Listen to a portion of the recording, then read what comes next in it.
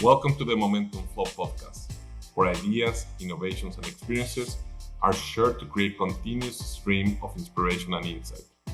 Join me, your host, Solana, a supply chain expert and investor, as I uncover how visionary founders, operators, and leaders are spotting opportunities, sparking innovation, and scaling profitable growth. From plan to cash, I bring real-world experience and an investor's eye to reveal how clarity, capital, and conviction fuel sustainable growth. Tune in and let's keep the momentum flow going.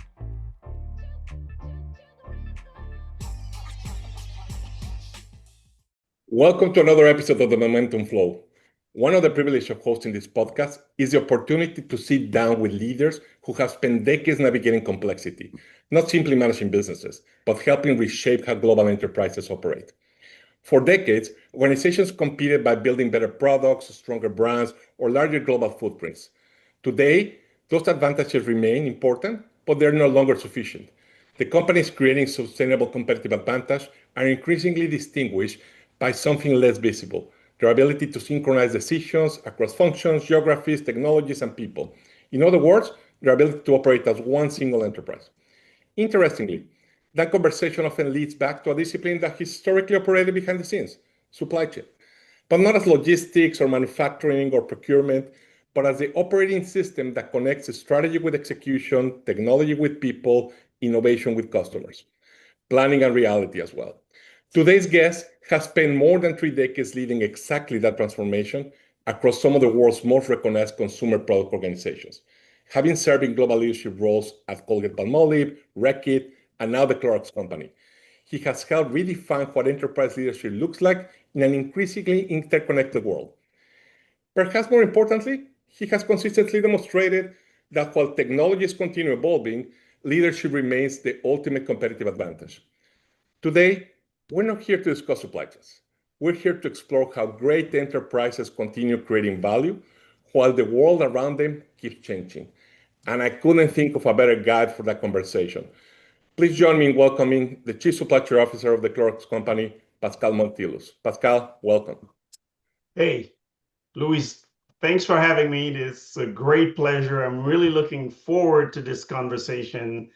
And by the way, you are doing a great job in terms of making sure that supply chain stays at the center and top of mind to everyone around this amazing end-to-end supply chain. So thanks for your work. I appreciate it, Pascal. Looking across your career, what immediately stands out isn't simply the caliber of the organization you've helped lead, but the breadth of your perspective. Because you've led procurement, manufacturing, logistics, quality, digital technology. Few executives have had that opportunity to really see the enterprise from so many different vantage points.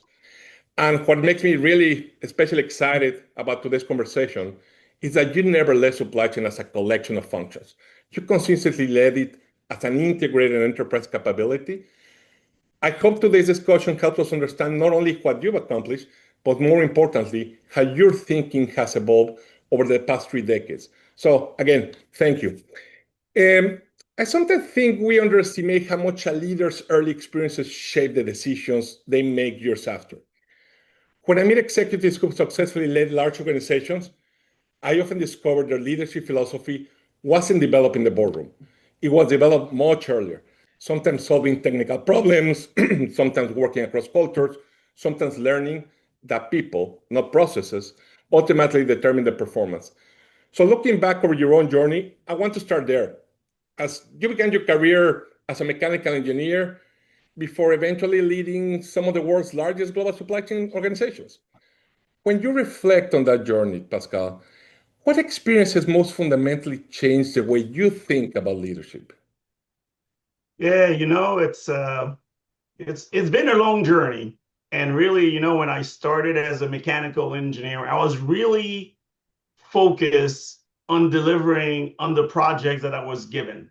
So a lot of what I was doing was around the technical aspect, making sure we had the right equipment, making sure that we were delivering on these different projects, and making sure that we're thinking rationally about what we had to deliver.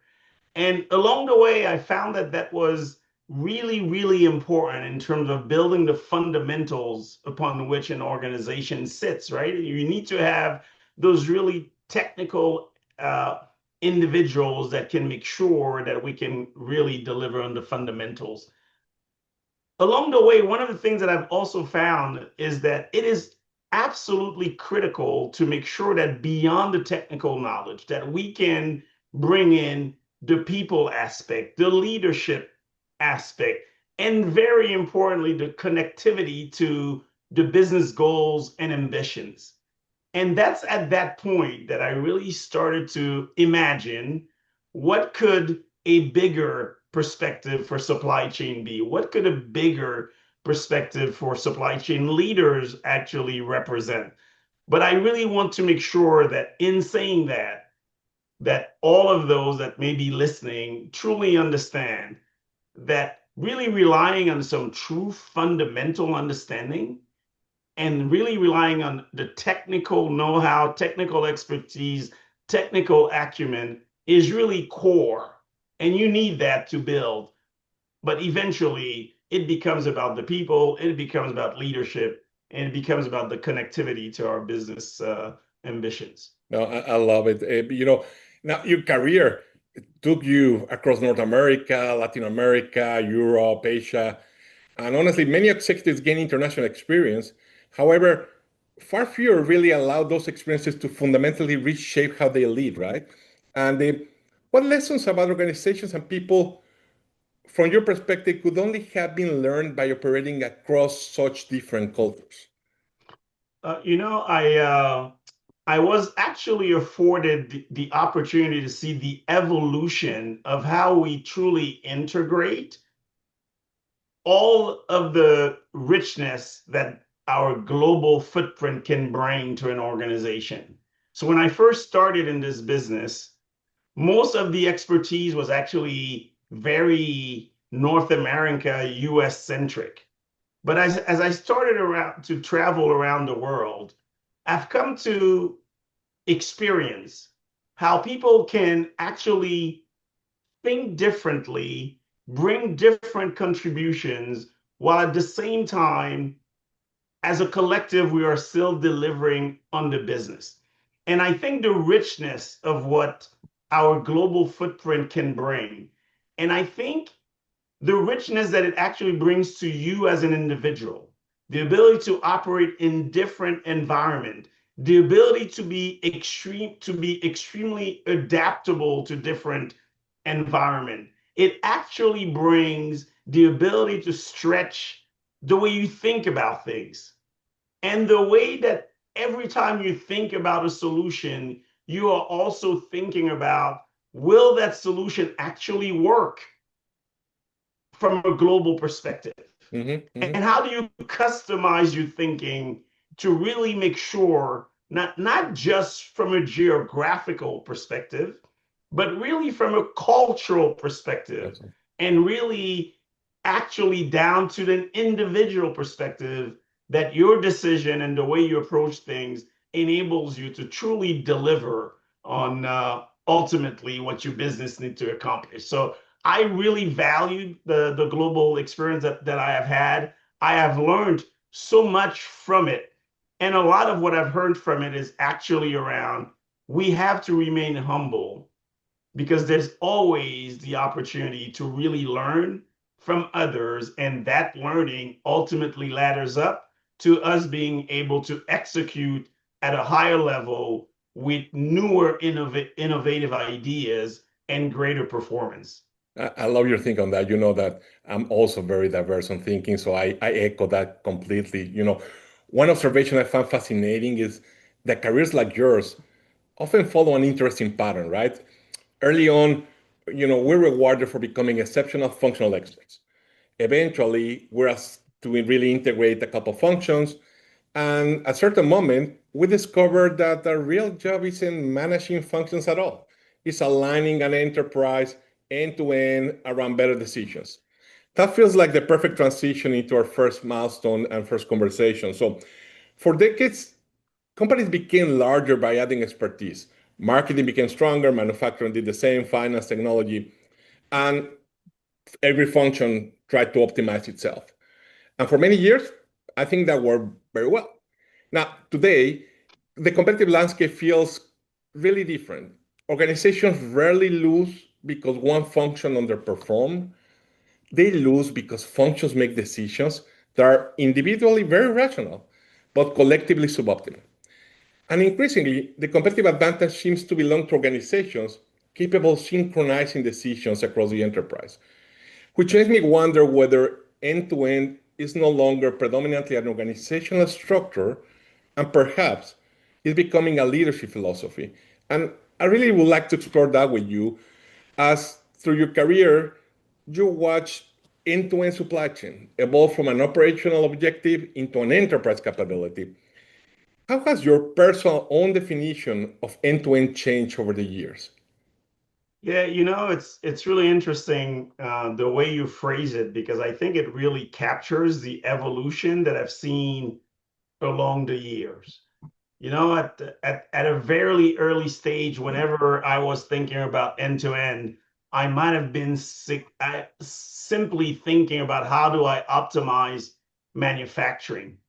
And I will tell you that now, when I think about end to end, it has evolved a long time to thinking about end to end as looking at the entire supply chain. It has then evolved to go from actually demand generation all the way to shelf, including on how do we interact with our customers and how do we interact with our suppliers.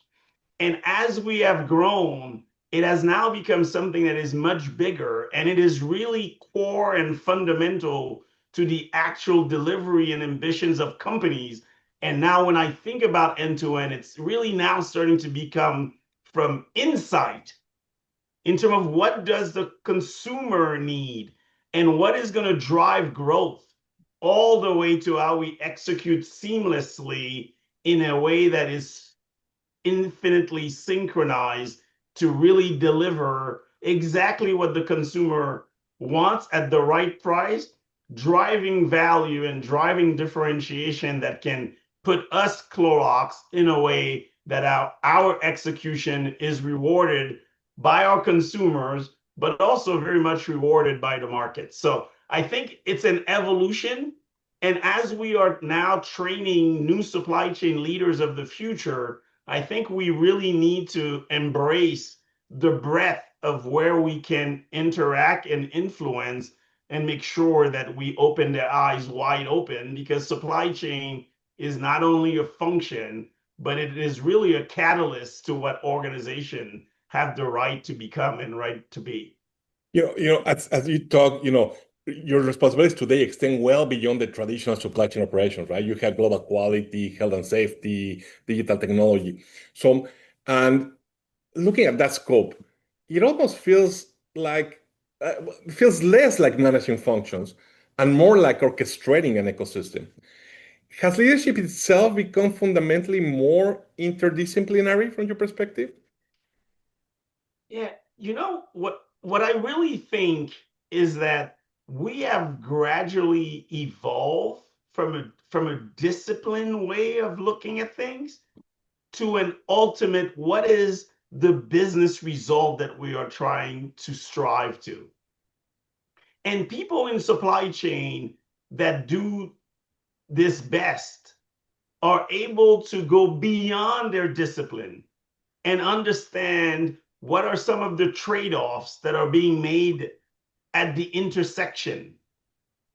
They are really able to connect the dots across all of the discipline, and they are able to raise their hand and really coach and really provide feedback. And that in the interest of making sure that the ultimate delivery into all of the discipline is exactly what we have a right to aspire to be. And I think that the supply chain uh, leaders of the future will gradually be less connected to discipline, but much more connected to having a voice at the table that ensures that the right trade offs are being contemplated by the senior leadership of organizations. Yeah, it makes a lot of sense. At the same time, many organizations continue investing heavily in technology, and they still maintain organizational structure designed decades ago, right? So, can technology truly transform an enterprise if the underlying operating model remains unchanged? Or does the organizational design ultimately determines whether the technology truly creates value? What's your take? Yeah, I think it's a false choice in a certain way, is that it is, in my opinion, Mhm. absolutely crippling not to bring to bear the right amount of technology, especially in the world that we're living in today. But the technology by itself cannot transform companies. Technologies by itself cannot take us from where we are today to where we aspire to be. Really, technology, as is always said and very much said in everything that we do, has to be married with process. And process is about how do we redefine, how do we re-engineering what we do with the clear intent to deliver greater value. And technology has to also be married with people.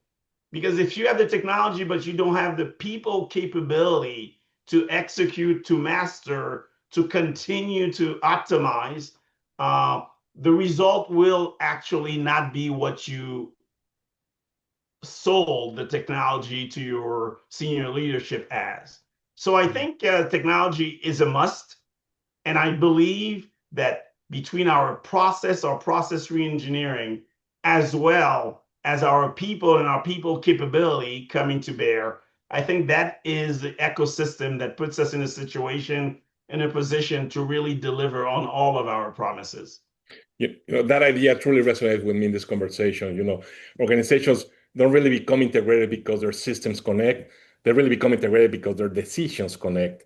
And they perhaps, that's the real evolution of enterprise leadership. Not optimizing functions, but improving the quality of decisions that organizations make, right?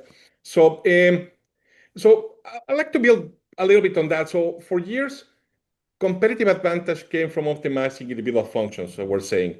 Today, it's increasingly about orchestrating the enterprise. Technology has clearly accelerated evolution, but I really sometimes wonder if we're asking the wrong question. As most discussions today revolve around what can AI do for me, right? While I think the most interesting topic is what kind of organization can actually benefit from AI, and it's not exactly the same. So throughout history, every major technology wave promised dramatic productivity gains. ERP standardized information, cloud democratized it, digital connectivity accelerated it, and now it seems that AI is helping democratize intelligence itself. Now, despite these advances, organizations still struggle with one remarkably human challenge, which is making consistently better decisions. So that leads me to believe that AI doesn't diminish leadership, perhaps erases the premium leadership. So you've led organizations through several major technological transformations over your career. Looking back, what feels fundamentally different about AI compared with the previous waves of enterprise technology? In my view, the greatest difference with AI and the greatest power of AI is the ability to do two things. One is the ability to democratize across your entire organization, the ability to leverage ideas, to leverage big ideas to deliver big results. So putting AI at the fingertip of all of our employees, give them that ability. The second aspect of AI that I think is super, super interesting is that it actually provides a force multiplier because each of your employees, eventually, once we get the governance right, when we get the tech stack right, will be empowered to really bring every one of their major discovery point, their major discovery ideas in terms of how do we optimize the entire organization outcome to bear. So between the democratization and the empowerment of our employees, I think AI has the absolute potential to really rewire our organization and to redefine what we expect of people, because that definition will go far beyond what is in a job description. Because what people will deliver today, you as a manager actually may not have imagined in your job description. So on that line of thought, as AI becomes, increasingly capable of generating recommendations, automating decisions, do you believe human judgment becomes even more valuable? Oh yeah, I think that every one of our, call it, carbon units of human are 100% more empowered, more valuable, and it's going to become increasingly more important for us to unleash that capability. And the organization that find ways to unleash that capability will be the organization that will position themselves to fully exploit all of their resources and likely deliver the highest level of growth, the highest level of performance. Um, and I was reading something, I think it was yesterday, I was reading something around people that work in AI, are they in it for the money, or are they in it for the greater good? I think ultimately the philosophical discussion we will need to have is, how do we still make sure that we can generate a certain amount of loyalty, and loyalty not just to the company, but to the goals of the company, because resources that become good at doing this will obviously be in high demand. No, no, I fully agree. I keep hearing on conversations like this one from CEOs, chief supply chain officers, that technology is no longer the limiting factor, right? Execution is. And, in reality, most organizations can purchase similar software, have access to similar AI capabilities, but few do consistently redesign organization around those capabilities. And I think the competitive advantage has shifted from owning a technology to integrating technology into how people really actually work. Now, you've overseen a lot of functions. Where have you seen technology create the greatest enterprise value? Is there an area in specific that comes to mind? To me, the greatest benefit of technology is a common visibility of how we are performing, how we are operating, and actually where we need to improve. I think if you marry technology with benchmarking, that visibility then provides you with the platform to really outperform. I also think that technology enable us to shift the focus of our people from task to truly innovation, and how they can become part of that cycle of propelling our thought leadership to levels that otherwise we would not have access to, because of the nature of what their day operation is. One of the questions that people often ask is like, what do you do when you get to the office? And I think what our people do when they get to the office cannot be what they were doing, Luis, when you and I started working. It has to be dramatically different. And because of technology, it can be different. And that's what I think we need to harvest and take advantage of. Hopefully, coffee remains one of the priorities when you run to the office. Exactly. But anyway, so now one principle that keeps emerging throughout our discussion is really that technology appears to amplify whatever already the organization has, right? So if processes are fragmented, fragmentation accelerates. If collaboration is strong, collaboration accelerates. So technology rarely changes culture by itself, it really reveals it. Now, the Clorox Company has continued investing in digital capabilities while simultaneously strengthening operational resilience.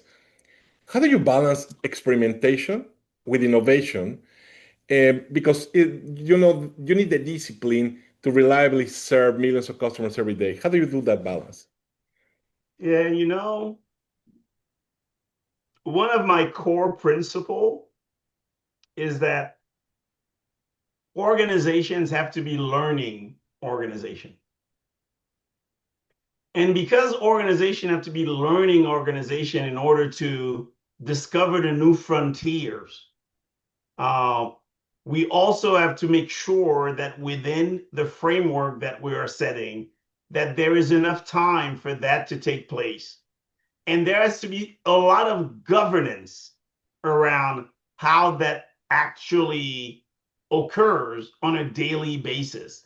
So I think, again, it is a difficult balance to strike, but certainly experimentation at its core actually yields a lot of the promises of how do we actually create changes and incorporate changes as we move forward. So I would see that from a technology standpoint, but it doesn't even have to only pertain to technology. Being a learning organization is actually the guiding principle by which I govern and I view a lot of these implementation.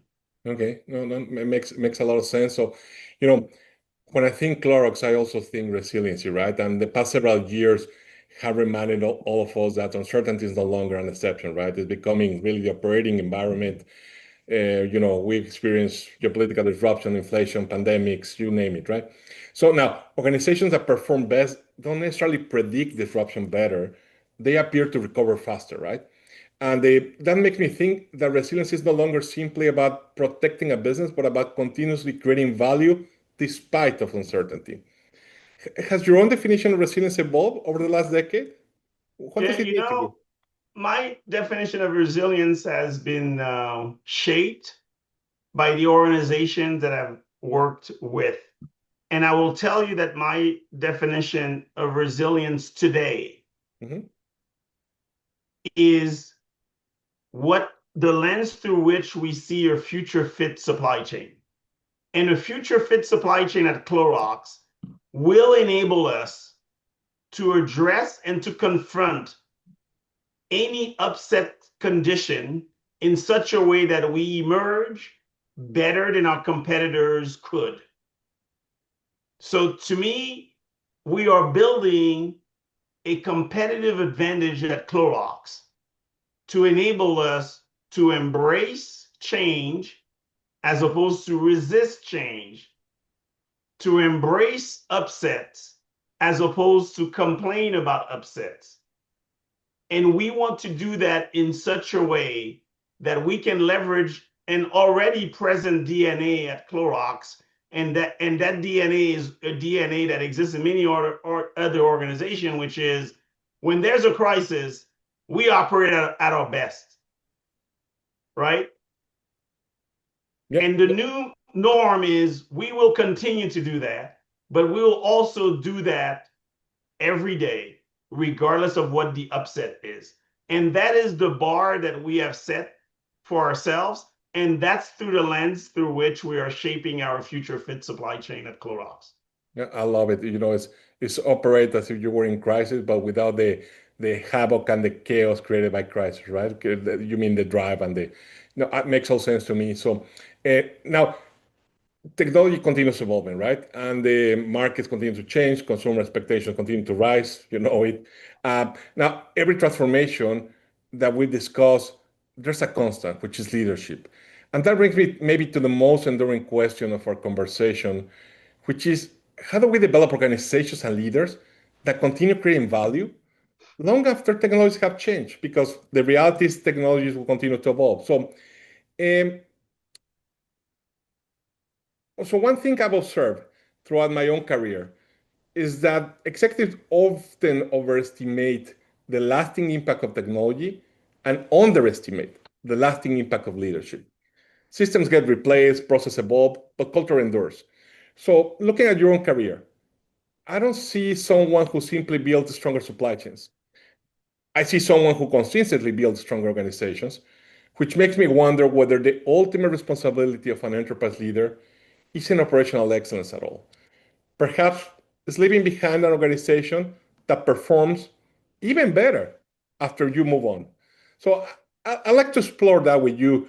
Looking back in your more than 3 decades of leadership, which leadership principles have remained constant despite all the technological and organizational changes you've experienced?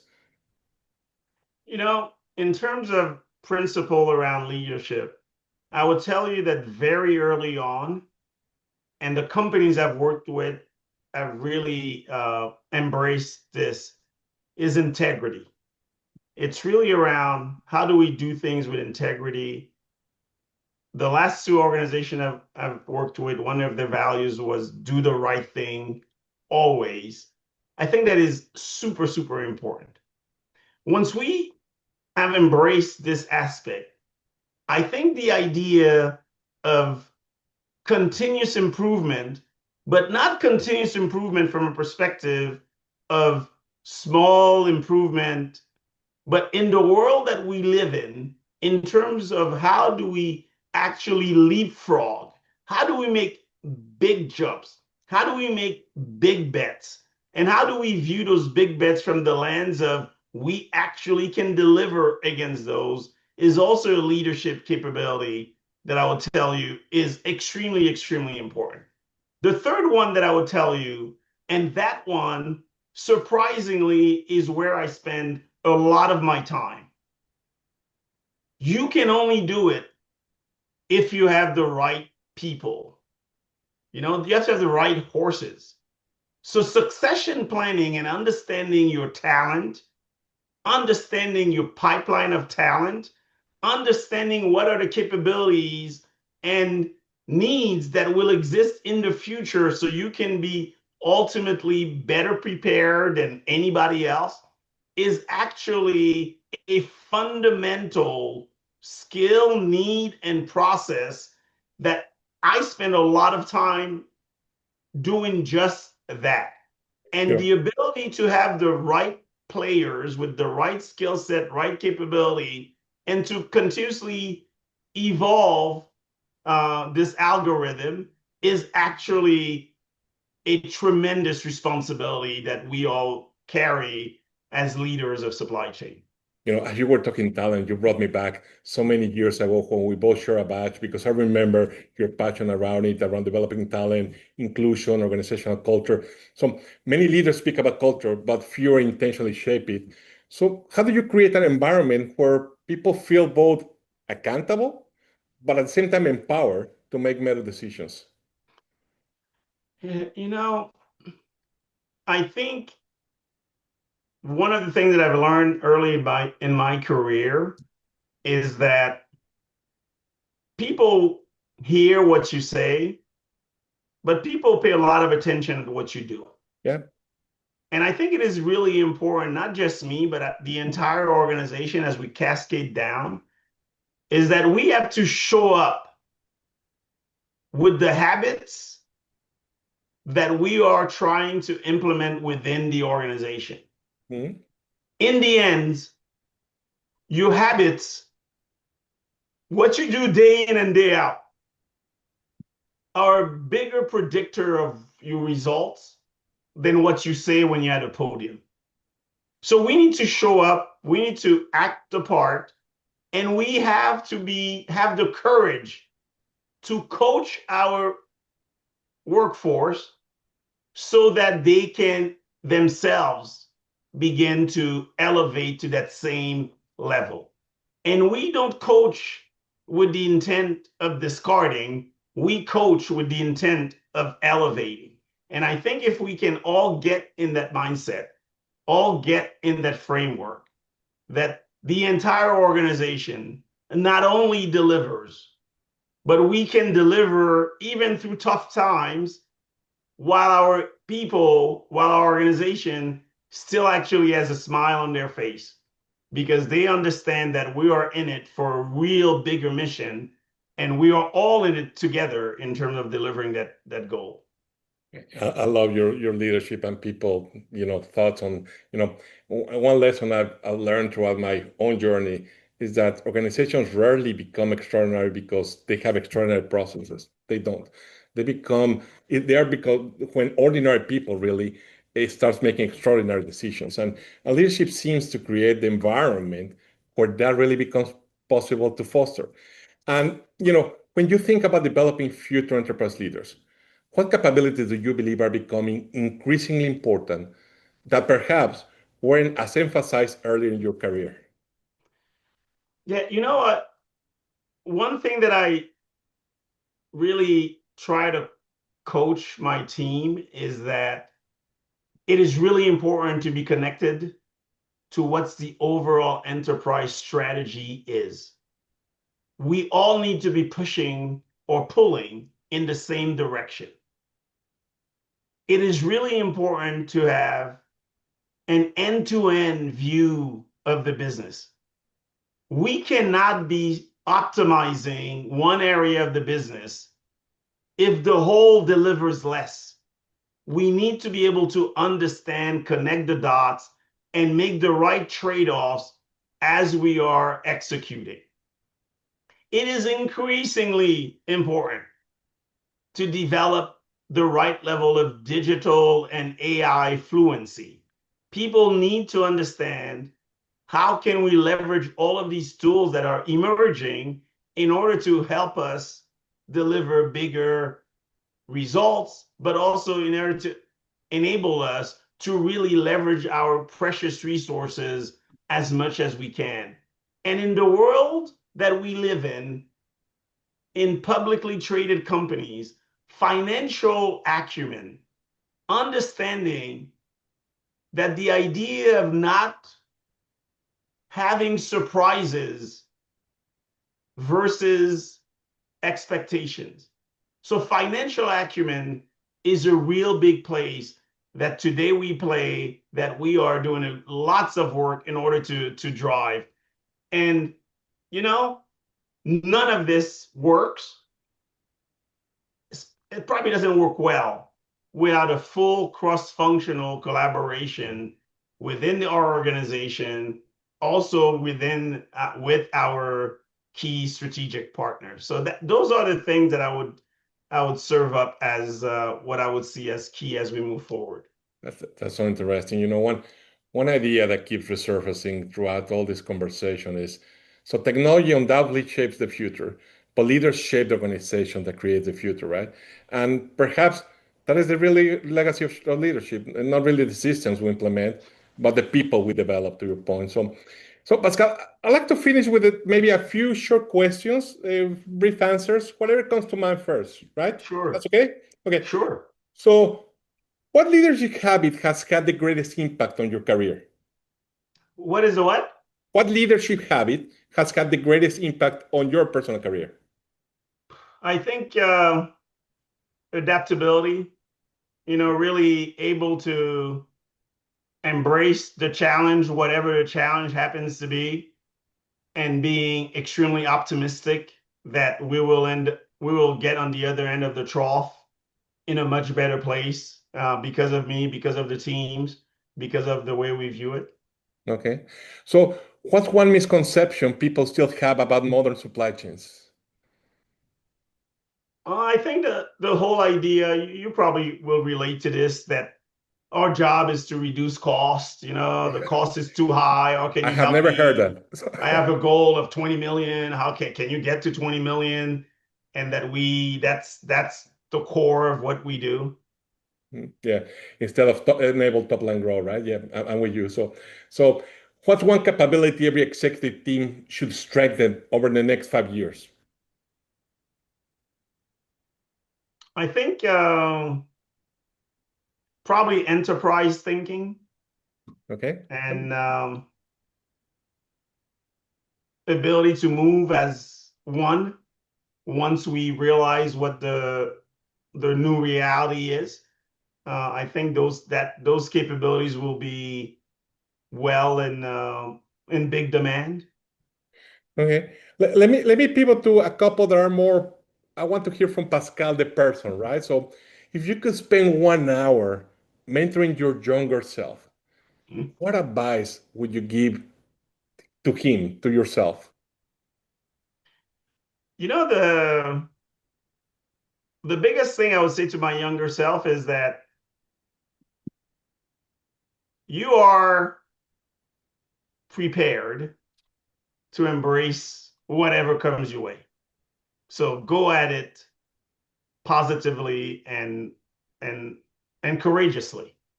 Love it. I think when people start their career, there's a lot of misconception about how far they can go, how much they know. And I think that operating from a position of I can do this, I got this is really important. And that came later in my career, but I wish I had that from day one. Mm. Maybe a last one. So, is there a quality that you most admire in great leaders? Something that you, from people, we all admire people. Is there something that you admire from them?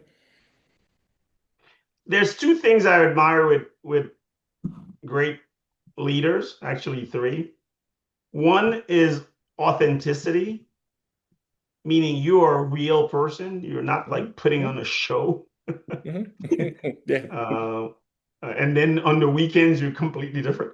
yeah. Um, I think authenticity. I think I admire inspiration, someone that can actually create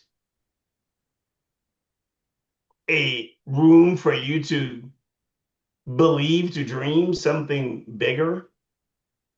Um, and then in my personal experience, and this is not for everyone, I just admire leaders that are accessible. I just went on plant tours with our CEO, and it is amazing to see how she presents herself just as one of us, and she has normal conversation with everyone from, the CFO all the way to the maintenance or plant operator. And I just admire that with leaders that can make people feel comfortable to speak their mind, be themselves. And so those would be some that I would offer to you. I love the way you think. Now we're getting to the end. So, but every guest that I bring to the Momentum Flow receives the same closing question. So, industries evolve, technology change, markets continue transforming, but momentum remains one of the few forces that consistently separates organizations and leaders that thrive from those that merely react. So, when you think about organizations you've led throughout your career, what creates sustainable momentum?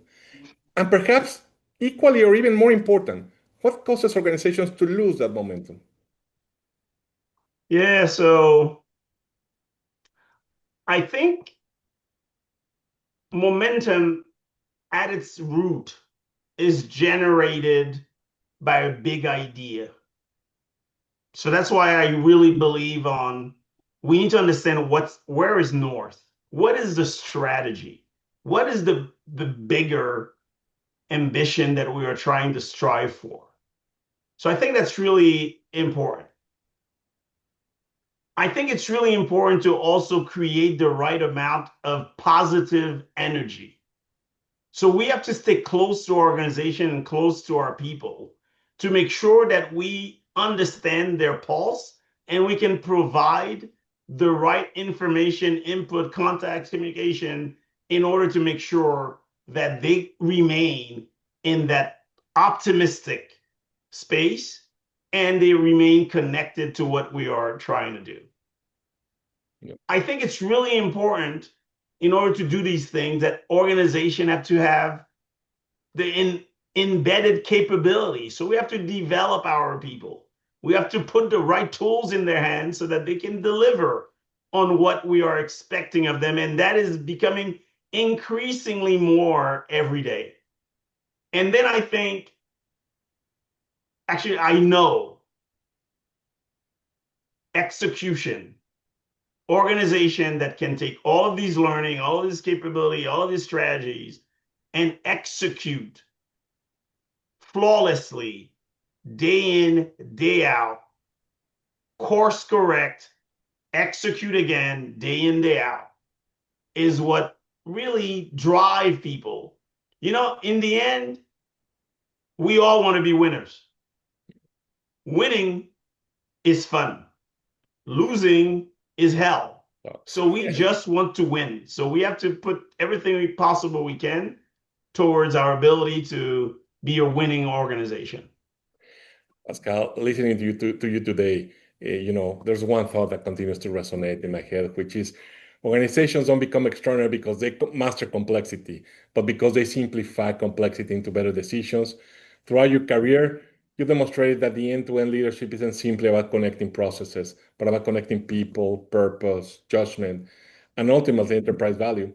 And I think that's an important lesson, not only for supply chain professionals hearing this conversation, but for every leader responsible for helping organizations navigate an increasingly interconnected world. So I really thank you for sharing your experience, your wisdom, your leadership in an authentic, inspirational, and accessible way.